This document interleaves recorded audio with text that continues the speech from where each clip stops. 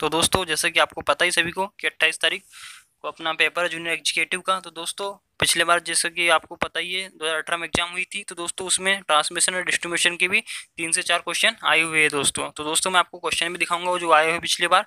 तो दोस्तों उसी के जैसे मैं क्वेश्चन सेम उसी के टाइप के क्वेश्चन लाया हूँ दोस्तों, उसी चैप्टर से ट्रांसमिशन और डिस्ट्रीब्यूशन से। तो दोस्तों इस क्वेश्चन को एक बार जरूर लगा के एग्जाम में जाइए दोस्तों। तो दोस्तों देखिए पहला क्वेश्चन क्या है, ट्रांसमिशन लाइन में इंसुलेटर किसके बने होते हैं। जैसा कि दोस्तों आपको पता ही इसका सबसे सरल आंसर है तो पोर्सिलिन के बने होते हैं। सेकंड क्वेश्चन देखेंगे दोस्तों, भूमिगत केबल के शीत के लिए आमतौर पर प्रयोग की जाने वाली सामग्री निम्न में से कौन सी है। तो इसका आ जाएगा लेड।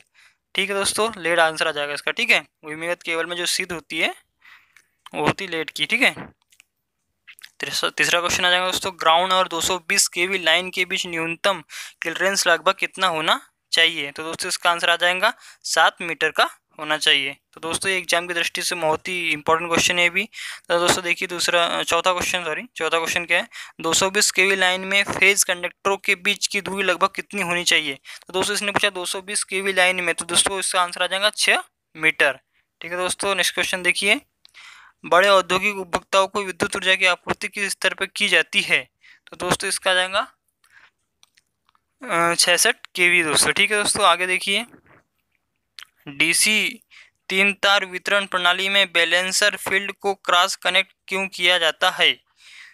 जो डीसी 3 तार वितरण प्रणाली में जो बैलेंसर फील्ड को क्रॉस कनेक्ट क्यों किया जाता है दोस्तों। तो उसका आंसर आ जाएगा पॉजिटिव और नेगेटिव आउटर पर वोल्टेज बराबर करने के लिए। ठीक है दोस्तों, नेक्स्ट क्वेश्चन देखिए, एक डीसी 3 तार वितरक में बैलेंसर का उपयोग करना और दोनों तरफ असमान भार होना। तो दोस्तों इसका आंसर आ जाएगा हल्के लोड वाले पक्ष से जुड़ा बैलेंसर मोटर के रूप में चलता है, इसीलिए दोस्तों। ठीक है, आगे देखिए दोस्तों, नेक्स्ट क्वेश्चन, प्रेषित शक्ति समान रहती है यदि डीसी 2 तार फीडर की आपूर्ति वोल्टेज 100% बढ़ जाती है तो तांबे में बचत होती है। तो दोस्तों इसका आंसर आ जाएगा 50%। ठीक है दोस्तों, इसके आगे देखिए, एक बूस्टर है, यह क्या होता है, एक सीरीज ऑन जनरेटर होता है दोस्तों। बूस्टर होता है क्या होता है, सीरीज ऑन जनरेटर होता है। ठीक है दोस्तों, नेक्स्ट क्वेश्चन देखिए, पृथ्वी पर समान अधिकतम वोल्टेज वाला 2 तार किसी वितरक की तुलना में 3 तार वितरक केवल उपयोग करता है। तो इसका जाएगा तांबे का 31.25%। ठीक है दोस्तों, इसके आगे देखिए, निम्न में से कौन सा आमतौर पर उत्पन्न वोल्टेज नहीं है। तो इसमें आ जाएगा 8.8 केवी, जो क्या होता है आमतौर पर उत्पन्न नहीं किया जाता। ठीक है दोस्तों, क्योंकि 6.6 करते हैं, 11 केवी भी करते हैं, और 13.2 वो भी क्या करते हैं उत्पन्न किया जाता है। ठीक है दोस्तों, आगे देखिए, एक ओवरहेड लाइन के लिए सर्ज इम्पीडेंस लिया जाता है। तो उसका आंसर आ जाएगा दोस्तों 100 से 200 ओम के मध्य में। कोरोना के कारण ओजोन की उपस्थिति हानिकारक है क्योंकि यह दोस्तों पिछली बार क्वेश्चन आया था दोस्तों। तो इसका आंसर आ जाएगा सामग्री को खराब करता है। जो कोरोना होता है, ओजोन की उपस्थिति हानिकारक है क्योंकि यह सामग्री को खराब करता है दोस्तों। ठीक है दोस्तों, आगे देखिए, एक ट्रांसमिशन सिस्टम में एक फीडर बिजली की आपूर्ति करता है। तो इसका आंसर आ जाएगा वितरक।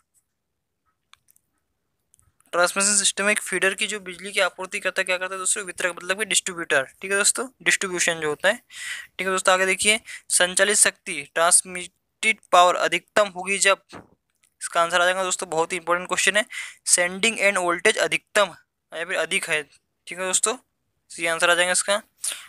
एक 3 फेज 4 वायर सिस्टम आमतौर पर प्रयोग की जाती है सेकेंडरी वितरण। 3 फेज 4 वायर, जो दोस्तों हमारे घर तक जो लाइट आती है वो इसी प्रकार से आती है, जो सेकेंडरी वितरण जिसको बोलते हैं, सेकेंडरी डिस्ट्रीब्यूशन भी जिसको बोलते हैं दोस्तों, 3 फेज 4 वायर।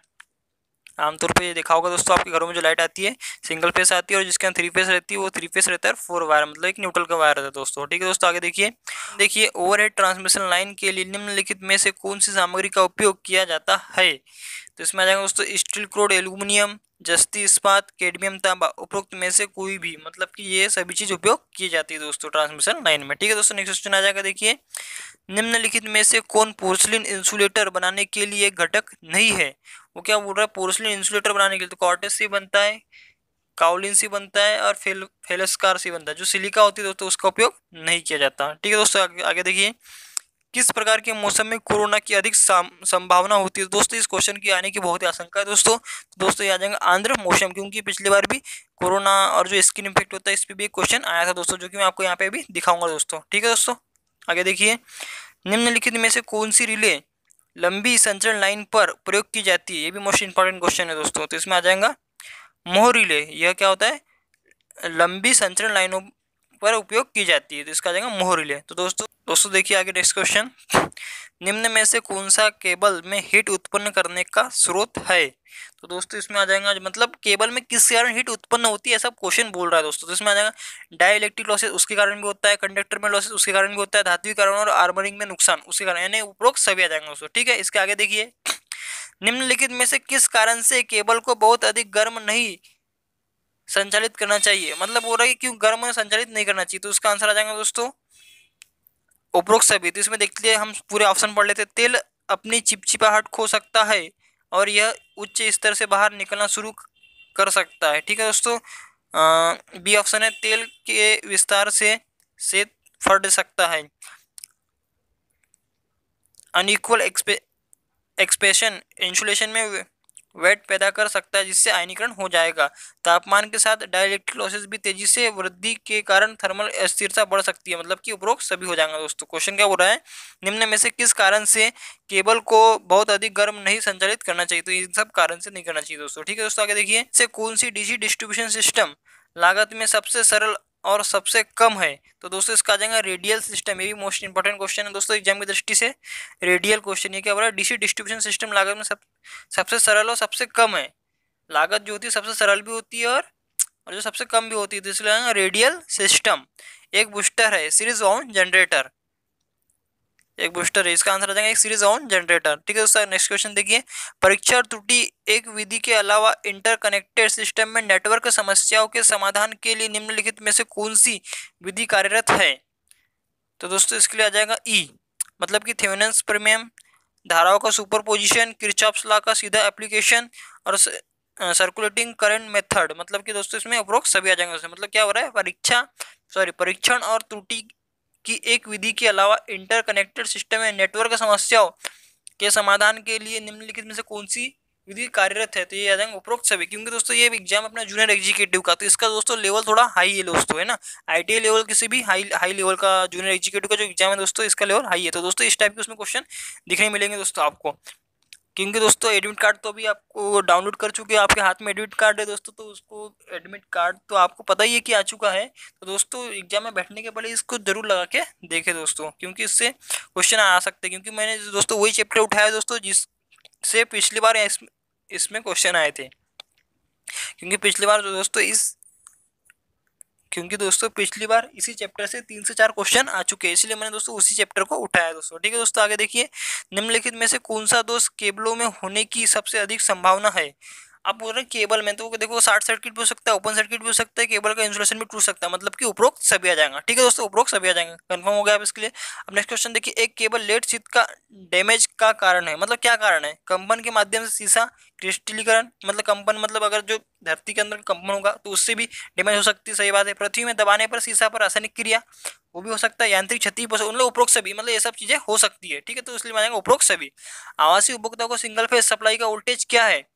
और आवासीय उपभोक्ता मतलब कि जो घरों के लिए, ठीक है, तो दोस्तों उसका आ जाएगा 230 वोल्ट। आपको पता ही सबसे सरल क्वेश्चन है और बहुत ही अच्छा क्वेश्चन है दोस्तों, ये भी क्वेश्चन इंपॉर्टेंट है दोस्तों परीक्षा की दृष्टि से। ठीक है दोस्तों, आगे देखिए, भारत में अधिकांश उच्च वोल्टेज ट्रांसमिशन लाइनें निम्न में से कौन सी है? आप सभी को पता है, आप सभी लोग देखते हैं कि जो ओवरहेड लाइनें होती है 11 केवी, 33 केवी, 132 केवी, सब क्या होती है, ओवरहेड ज्यादा होती है। मतलब भारत में अधिकांश जो लाइनें हैं ओवरहेड ही है। ठीक है दोस्तों, इसलिए आ जाएगा B option overhead. Next question आएगा दोस्तों, निम्न में से कौन सा डिस्ट्रीब्यूशन सिस्टम आवासीय क्षेत्र में उपयोग लिया जाता है? क्या क्वेश्चन क्या बोल रहा है दोस्तों, देखिए, निम्न में से कौन सा डिस्ट्रीब्यूशन सिस्टम आवासीय क्षेत्रों में उपयोग लिया जाता है? आवासीय क्षेत्रों में, तो इसका आंसर आ जाएगा दोस्तों 3 फेज 4 तार, क्योंकि घर में आपने देखा हो जो 3 फेज सप्लाई होती है उसमें 3 फेज होते हैं और एक न्यूट्रल का तार होता है, इसलिए 3 फेज 4 तार। दोस्तों ये क्वेश्चन सेम यही क्वेश्चन दोस्तों पिछली बार एग्जाम में यहाँ तक रिपीट हुआ है दोस्तों, इसी टाइप में एक क्वेश्चन है, आपको मैं दिखाऊंगा यहाँ पे भी। ठीक है दोस्तों, उसको भी यहाँ पे अभी मैं लगा रहा हूँ दोस्तों, देखिए। ठीक है दोस्तों, आगे देखिए, नेक्स्ट क्वेश्चन, ओवरहेड लाइन के कंडक्टर है।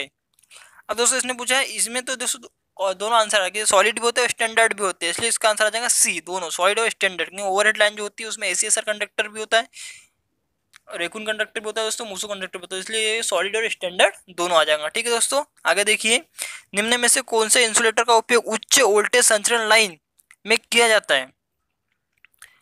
निम्न में से, देखिए दोस्तों क्वेश्चन क्या बोल रहा है, निम्न में से कौन से इंसुलेटर का उपयोग उच्च वोल्टेज संचरण लाइन में किया जाता है? तो दोस्तों इसका आंसर आ जाएगा ए, सस्पेंशन इंसुलेटर। और यही क्वेश्चन, सेम क्वेश्चन, यही क्वेश्चन जो दोस्तों 2018 में जो 13 तारीख को जो एग्जाम हुआ था जूनियर एग्जीक्यूटिव का, उसमें यही क्वेश्चन रिपीट भी हुआ है दोस्तों। आपको मैं यहाँ पे लाके भी दिखाऊंगा दोस्तों वही क्वेश्चन। ठीक है दोस्तों, तो इसमें आ जाएगा सस्पेंशन इंसुलेटर, क्योंकि इसने बोला है उच्च वोल्टेज संचरण मतलब हाई।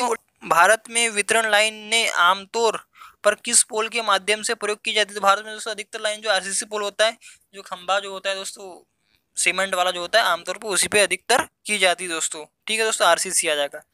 आगे देखिए दोस्तों, उच्च वोल्टेज केबल में इंसुलेशन के लिए आमतौर पर की जाने वाली सामग्री है, उच्च वोल्टेज केबल में इंसुलेशन के लिए बोल रहा है, तो उसके लिए आ जाएगा कागज।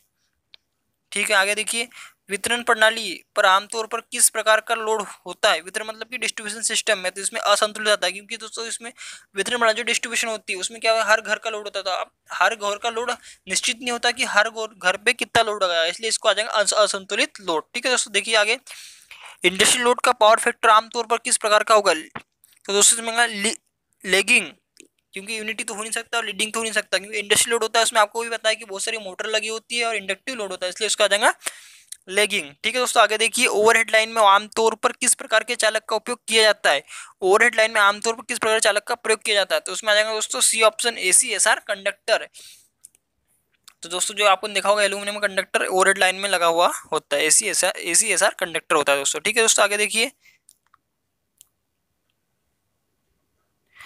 ट्रांसमिशन लाइनों में क्रॉस आर्म किसके बने होते हैं? जो ट्रांसमिशन लाइन होती है तो दोस्तों उसमें आ जाएगा स्टील जो होता है, स्टील के बने होते हैं। ठीक है दोस्तों, आगे देखिए, उच्च वोल्टेज केबल में कवच के लिए आमतौर पर की जाने वाली सामग्री में से कौन सी है?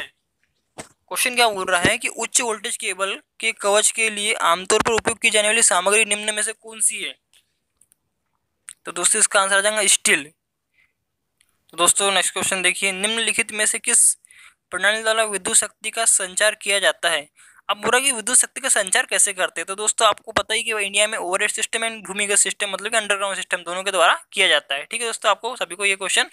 दोस्तों नेक्स्ट क्वेश्चन देखिए, उपभोक्ता के टर्मिनलों को वितरण से जोड़ने वाले चालक को क्या कहते हैं? सर्विसमैन बोलते हैं, क्योंकि दोस्तों जो खंबे से घर पे जो वायर आती है उसको सर्विसमैन वायर बोलते हैं। नेक्स्ट क्वेश्चन देखिए दोस्तों, अंडरग्राउंड सिस्टम को कितने केवी से ऊपर संचालित नहीं किया जा सकता? मोस्ट इंपॉर्टेंट क्वेश्चन दोस्तों, एग्जाम की दृष्टि से ये क्वेश्चन आ भी सकता है दोस्तों। तो इसमें आ जाएगा 66 केवी, जो 66 केवी होती है मतलब ये 66 केवी अंडरग्राउंड सिस्टम को 66 केवी से ऊपर संचालित नहीं किया जा सकता दोस्तों। ठीक है दोस्तों, आगे देखिए, क्रियो साइड तेल या किसी परिरक्षक यौगिक के साथ अच्छी तरह से लगाए गए लकड़ी के खंभे का जीवन काल होता है। तो इसमें आ जाएगा दोस्तों 25 से 30 साल। क्रियोसाइड कोई तेल है दोस्तों जिसको एक लकड़ी का खंभा होता है, उस पर लगाएंगे तो उसकी जो लाइफ होती है बढ़ जाती है। तो वही पूछ रहा है कितने साल तक होती है, तो 25 से 30 वर्ष तक होती है दोस्तों। ठीक है दोस्तों, नेक्स्ट क्वेश्चन देखिए, विद्युत शक्ति के संचरण और वितरण के लिए निम्नलिखित में से कौन सी सामग्री का उपयोग नहीं किया जाता? विद्युत शक्ति के संचरण और वितरण के लिए तो इसका जाएगा टंगस्टन, जो होती है जनरली यहाँ पे यूज नहीं किया जाता। जो टंगस्टन होता है, जो लैंप होता है दोस्तों, उसका फिलामेंट बनाने में टंगस्टन का यूज किया जाता है, और यहाँ पे नहीं किया जाएगा दोस्तों। ठीक है दोस्तों, आगे देखिए नेक्स्ट क्वेश्चन। दोस्तों नेक्स्ट क्वेश्चन देखिए, एसी का सतह प्रभाव मतलब कि स्किन इफेक्ट किन कारकों पर निर्भर करता है? Most important question.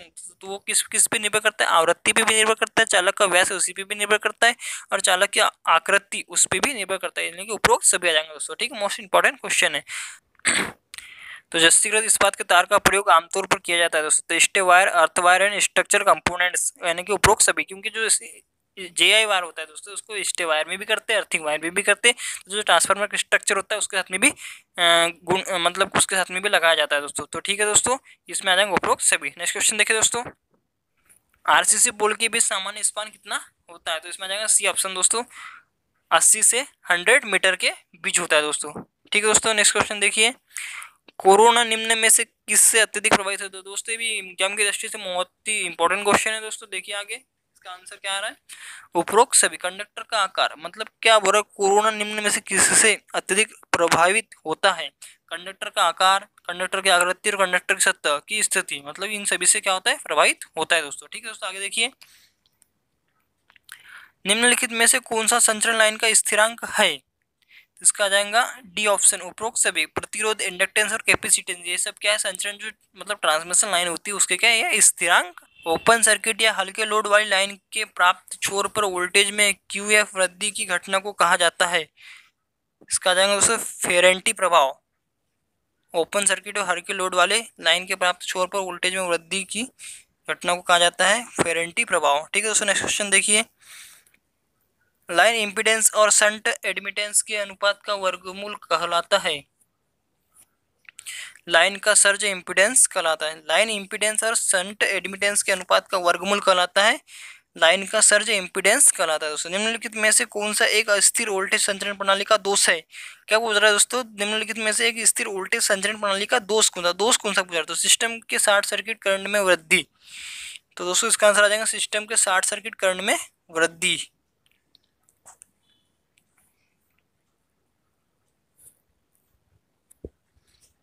तो नेक्स्ट क्वेश्चन देखिए दोस्तों, लो वोल्टेज केबल का ऑपरेटिंग वोल्टेज का मान कितने केवी तक होता है? लो वोल्टेज बोल रहा है इसलिए दोस्तों इसका आंसर आ जाएगा ए 1.1 केवी। लो वोल्टेज केबल का ऑपरेटिंग वोल्टेज का मान कितना होता है? 1.1 केवी। दोस्तों एग्जाम की दृष्टि से ये भी बहुत ही इंपॉर्टेंट क्वेश्चन है दोस्तों। जो मैं आपको क्वेश्चन करा रहा हूँ दोस्तों, ये जूनियर एग्जीक्यूटिव की एग्जाम की दृष्टि से बहुत ही इंपॉर्टेंट है दोस्तों। जो दोस्तों अपना 28 तारीख को एग्जाम होने वाला है दोस्तों, आप सभी को पता ही है दोस्तों, क्योंकि एडमिट सॉरी दोस्तों। नेक्स्ट क्वेश्चन देखिए दोस्तों कि हाई वोल्टेज केबल का ऑपरेटिंग वोल्टेज मान कितना होता है? तो इसका आ जाएगा 11 केवी आ जाएगा। ठीक है दोस्तों, आगे देखिए, क्योंकि जो केबल होती है दोस्तों उसको अपन 66 केवी तक ही ऑपरेट कर सकते हैं, उसके ऊपर नहीं कर सकते, इसलिए हाई वोल्टेज केबल का ऑपरेटिंग वोल्टेज इसमें अब यहाँ पे हाई यहाँ पे कितना दिया, ओनली 11 केवी दिया, तो 11 केवी इसका आंसर आ जाएगा। सुपर टेंशन केबल का ऑपरेटिंग वोल्टेज का मान कितने केवी तक होता है? इसमें सुपर टेंशन बोल रहा है तो इसमें आ जाएगा 33 केवी। ठीक है दोस्तों, अब आगे extra high tension operating voltage का मान, अब अगर एक्स्ट्रा पूछता है तो उसमें आ जाएगा 66 केवी, जैसे मैं आपको अभी सामने बोला था। तो जैसे अगर पूछता है कि आपको एक्स्ट्रा हाई टेंशन केबल का ऑपरेटिंग वोल्टेज का मान कितना केवी तक होता है, तो इसमें आ जाएगा 66 केवी। ठीक है दोस्तों, और एक बार मैं इसको रिपीट कर दे रहा हूँ, सुपर टेंशन बोलता है तो 33 केवी और हाई वोल्टेज बोलता है तो 11 केवी। ठीक है, तो तीनों तीनों क्वेश्चन एग्जाम की दृष्टि से दोस्तों बहुत ही इंपॉर्टेंट क्वेश्चन है। नेक्स्ट क्वेश्चन देखिए, देखो नेक्स्ट क्वेश्चन आ जाएगा दोस्तों, भूमिगत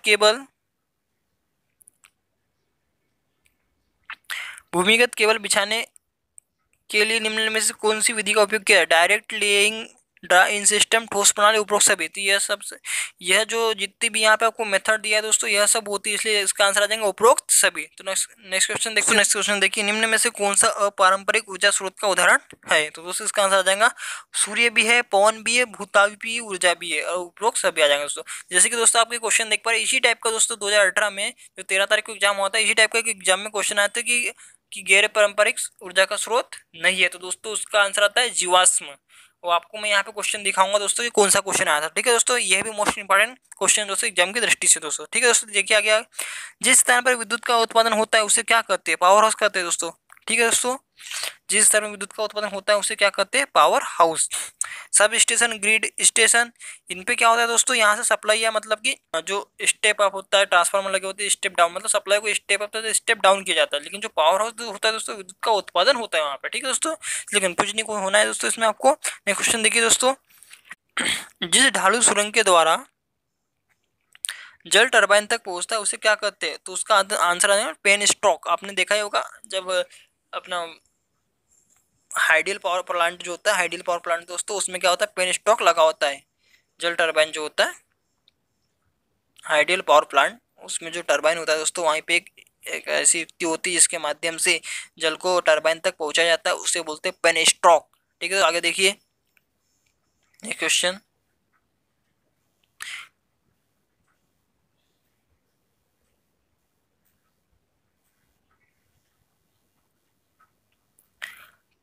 परमाणविक विद्युत ऊर्जा प्लांट में कौन सा ईंधन के रूप में प्रयोग होता है? तो दोस्तों इसका आ जाएगा यूरेनियम। ये भी मोस्ट इंपॉर्टेंट क्वेश्चन है दोस्तों। ठीक है, परमाणु विद्युत ऊर्जा पावर प्लांट में कौन सा ईंधन के रूप में प्रयोग होता है? यूरेनियम होता है। ठीक है दोस्तों, आगे देखिए, परमाणु विद्युत ऊर्जा पावर प्लांट में ऊर्जा प्राप्त किया जाता है, परमाणु विद्युत ऊर्जा पावर प्लांट में ऊर्जा प्राप्त किया जाता है। तो दोस्तों ये मोस्ट इंपॉर्टेंट क्वेश्चन, तो इसका आंसर आ जाएगा नियंत्रित, मतलब कि कंट्रोलिंग नाभिकीय विखंडन, कंट्रोलिंग न्यूक्लियर विखंडन। ठीक है दोस्तों, इसके माध्यम से प्राप्त किया जाता है क्या है, परमाणु विद्युत ऊर्जा में पावर प्लांट में ऊर्जा किसके द्वारा प्राप्त किया जाता है? तो नियंत्रण नाभिकीय विखंडन के द्वारा। ठीक है दोस्तों, आगे देखिए नेक्स्ट क्वेश्चन। अच्छे शीतलक में न्यूट्रॉन अवशोषित करने की क्षमता कितनी होती है? तो दोस्तों इसका आ जाएगा कम होती है। जो अच्छे शीतलक होते हैं उसको न्यूट्रॉन को अवशोषित करने की क्षमता कम होती है दोस्तों। ठीक है, अच्छे जो शीतलक होते हैं। ठीक है दोस्तों, नेक्स्ट क्वेश्चन देखिए। हवा में किस ऊर्जा का रूपांतरण पवन चक्की करता है? तो ये तो एकदम सिंपल सा क्वेश्चन है दोस्तों, बहुत ही अच्छा क्वेश्चन। गतिज ऊर्जा आ जाएगा इसमें, क्योंकि जो गतिज ऊर्जा होती है उसी को पवन चक्की के माध्यम से मतलब कि रूपांतरण करते हैं। जो हवा होती है उसकी जो गतिज ऊर्जा होती है उसको पवन चक्की से विद्युत पैदा करते हैं दोस्तों। ठीक है दोस्तों, आगे देखिए। 400 किलो वोल्ट के विद्युतिक पावर को पावर प्लांट सॉरी दोस्तों नेक्स्ट क्वेश्चन देखिए। 400 किलो वोल्ट के विद्युतिक पावर को पावर प्लांट से ग्रिड सब स्टेशन तक लाना क्या कहलाता है? तो इसका आ जाएगा प्राथमिक पारेषण, मतलब कि प्राइमरी ट्रांसमिशन। जो 400 केवी की जो लाइन है उसको अपने कहाँ तक लाना है? पावर प्लांट की सब स्टेशन तक लाना है, तो उसको बोलेंगे प्राइमरी ट्रांसमिशन लाइन। ठीक है दोस्तों, आगे नेक्स्ट क्वेश्चन देखिए। वितरण केंद्र में उपभोक्ता तक पहुंचाने वाली लाइन को क्या कहते हैं? वितरण केंद्र से उपभोक्ता मतलब कि कंज्यूमर तक, तो उसका आंसर आ जाएगा दोस्तों सर्विस लाइन। वितरण केंद्र से उपभोक्ता तक मतलब घर तक, उपभोक्ता मतलब कंज्यूमर हो जाएगा दोस्तों, तो उस लाइन को क्या बोलेंगे? Service main line. ठीक है दोस्तों, आगे देखिए। वितरण सब स्टेशन से उपभोक्ता के बाहर सेंटर तक संचरण क्या कहलाता है? ब इसका आंसर आ जाएगा द्वितीय पारेषण, मतलब कि सेकेंडरी। आप भी दोस्तों इसमें अपना खुद दिमाग लगाइए, वेग लगाइए कि क्या क्वेश्चन क्या बोलना चाह रहा है। ठीक है दोस्तों, बहुत ही इंपॉर्टेंट क्वेश्चन है कि सब डिस्ट्रीब्यूशन सब स्टेशन से उपभोक्ता के बाहर सेंटर तक, तो इसका आ जाएगा सेकेंडरी डिस्ट्रीब्यूशन।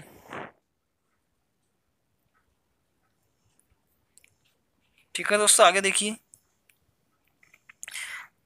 दो आरआरसी खंबे के बीच की दूरी कितनी होनी चाहिए? तो इसका आंसर आ जाएगा, आरआरसी बोला इसलिए 60 से 100 मीटर के बीच। एसी का सतह प्रभाव किन कारकों पर निर्भर करता है? जैसे कि क्वेश्चन रिपीट हो चुका है दोस्तों, मैं पहले भी आपको ये क्वेश्चन करा चुका है। आवृत्ति पे होता है, चालक का व्यास होता है, चालक की आकृति, इन सभी पे इसकी इफेक्ट निर्भर करता है दोस्तों। ठीक है दोस्तों, मोस्ट इंपॉर्टेंट क्वेश्चन एग्जाम की दृष्टि से दोस्तों। आगे देखिए। एसी के किस गुण के कारण ओजोन गैस उत्पन्न होती है? एसी के इसका आंसर भी दोस्तों बहुत ही अच्छा, कोरोना प्रभाव, जो कि अभी चल रहा है दोस्तों, आप सभी को पता है। ठीक है दोस्तों, तो इसका आंसर आ जाएगा कोरोना प्रभाव, लेकिन ये वाला दूसरा कोरोना है। ठीक है, ठीक है दोस्तों, आगे देखिए। आयल सर्किट ब्रेक में आर्क को कौन समाप्त करता है? अब आप क्वेश्चन पढ़ रहे हो उसमें आर को कौन समाप्त करेंगे? आयल ही करेगा दोस्तों, इसलिए अचालक जो तेल होता है वही करेगा दोस्तों, अचालक तेल। आयल सर्किट ब्रेकर में आर्क को समाप्त करता है, अचालक तेल करता है। ठीक है दोस्तों, एयर ब्लास्ट सर्किट ब्रेकर में वायु का दाब कितना होता है दोस्तों? तो इसका आंसर आ जाएगा 50 से 60 किलोग्राम प्रति वर्ग सेंटीमीटर। ठीक है दोस्तों, इसके बाद में नेक्स्ट क्वेश्चन देखिए। ईएलसीबी कम से कम कितनी चरण धारा के लिए उपयुक्त है? तो इसका आंसर आ जाएगा 100 मिली एम्पियर। जो लीकेज करंट होती है दोस्तों उसके लिए ये उपयोग करते हैं दोस्तों। ठीक है, अर्थ लीकेज सर्किट ब्रेकर बोलते हैं।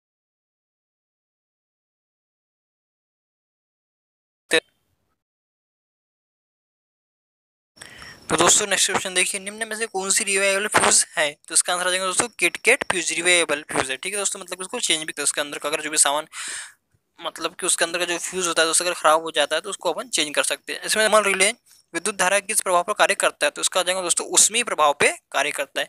लिक्विड प्रकार के फ्यूज में कौन सा द्रव भरा होता है? तो इसमें दोस्तों कार्बन टेट्राक्लोराइड आ जाएगा दोस्तों। ठीक है दोस्तों, मोस्ट इंपॉर्टेंट क्वेश्चन है दोस्तों ये भी। अब दोस्तों एक लास्ट क्वेश्चन दोस्तों। निर्वात सर्किट ब्रेकर में हवा का दबाव पारे का खालिस्तान mm रखा जाता है, तो दोस्तों इसका 10⁻³ mm रखा जाता है दोस्तों, यानी मिलीमीटर रखा जाता है। तो दोस्तों ये आपको मैंने मोस्ट 50 से 60 क्वेश्चन कराया दोस्तों, जो ट्रांसमिशन डिस्ट्रीब्यूशन से चैप्टर से है दोस्तों। तो दोस्तों आप इसको एग्जाम में बैठने के पहले जरूर एक बार लगा के देखिए दोस्तों कि आपसे भी कितने बन रहे थे। और दोस्तों यह एग्जाम में पहले भी बहुत सारे यहाँ से क्वेश्चन रिपीट हो चुके हैं, जो मैं आपको यहाँ पे लगा के दिखाऊंगा दोस्तों। तो दोस्तों इस चैनल पे आपको ऐसी प्रकार की वीडियो मिलते हैं दोस्तों, इस चैनल को जरूर सब्सक्राइब करें और अपने दोस्तों को भी शेयर करें दोस्तों। तो दोस्तों आप सभी को बहुत ही शुभकामना। आपका दोस्तों सभी का 28 तारीख का जूनियर एग्जीक्यूटिव का एग्जाम है दोस्तों। तो मैं जानता हूँ कि सभी की आपकी तैयारी अच्छी चल रही होगी दोस्तों। तो दोस्तों धन्यवाद।